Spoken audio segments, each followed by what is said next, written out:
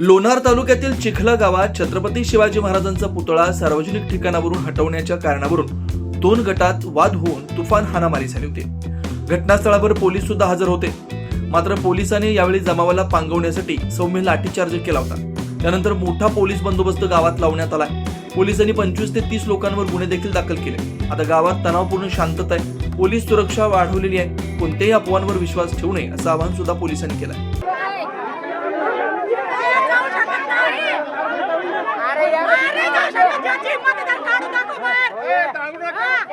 इधर काय करते तू? इधर काय करते? इधर काय करते तू? साहेबांचा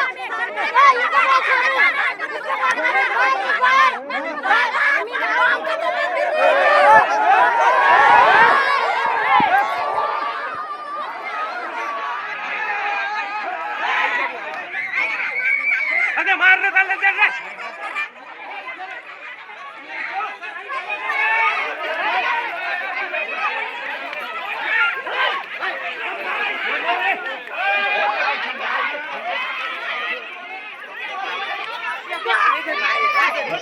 नाही कधी हो दे ना तू इकडे व्हायचं